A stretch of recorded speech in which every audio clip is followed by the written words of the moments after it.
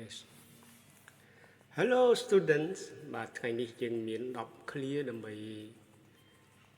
លើកយកពាក្យ thank you thank you យើងអាចនិយាយបានច្រើនវិធីបាទក្នុងនេះយើងមាន10វិធីក្នុងការនិយាយពាក្យថា thank you អរគុណបាទ10 ways to say thank you បាទ ways វិធីឬក៏របៀប to say និយាយ thank you អរគុណអ្នក yes ចឹងគេថា10វិធីដើម្បីនិយាយថាអរគុណទី1អាចនិយាយបានថា thanks នៅពេលដែលគេឲ្យអ្វីមួយយើងថា thanks yes ទី2 thanks a lot បាទ a lot ច្រើនបាទអរគុណច្រើន3 thank you so much បាទ thank you អរគុណអ្នក so much much ច្រើនបាទច្រើនណាស់បាទ thanks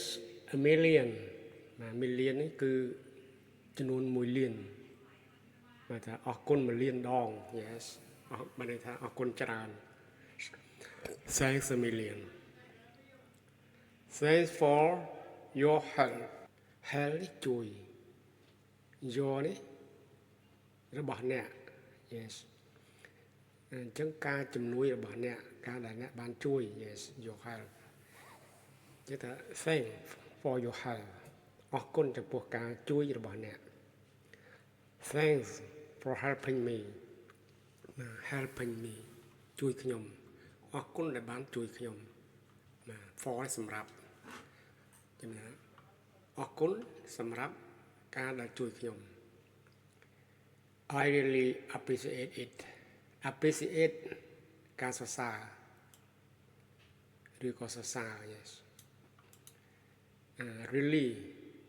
ពិតប្រកបច្បាស់ណាមិនថាI ខ្ញុំ really មិនថាពិតជាឬក៏ appreciate សរសើរ it នេះវាឬគាត់ yes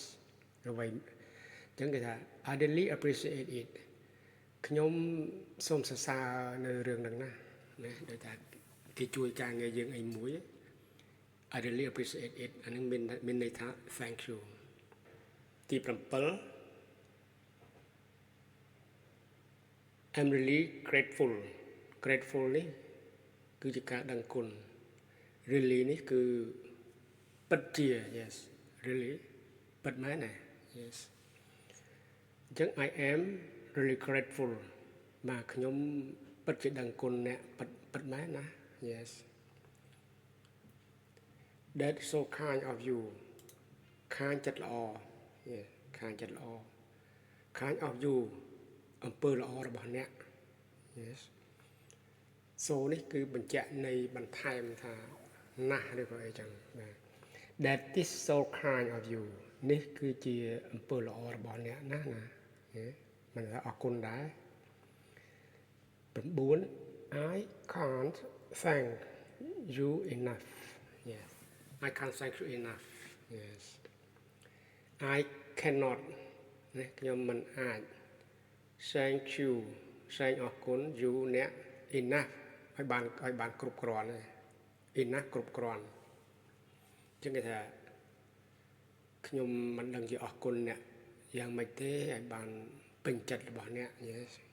បានន័យថា thank you clear ហ្នឹង for extremely important things ណាសម្រាប់កិច្ចការងារសំខាន់គេប្រើ I can't thank you enough ខ្ញុំមិនដឹងជាបានគុណស្រីណាមកសងគុណលោកឲ្យបានគ្រប់គ្រាន់ទេបានពេញចិត្តទេសំនឹងទង្វើរបស់ដែលលោកបានធ្វើមកខ្ញុំនេះ yes I owe you one អូជាពាក់ណាខ្ញុំជាពាក់អ្នកជាពាក់លុយជាពាក់អីក៏ហៅអូ you one បាទខ្ញុំជាពាក់អ្នកមួយហើយមិនថាអរគុណអ្នក thank you ដែរ this means you want need to do for a favor for the other person in the future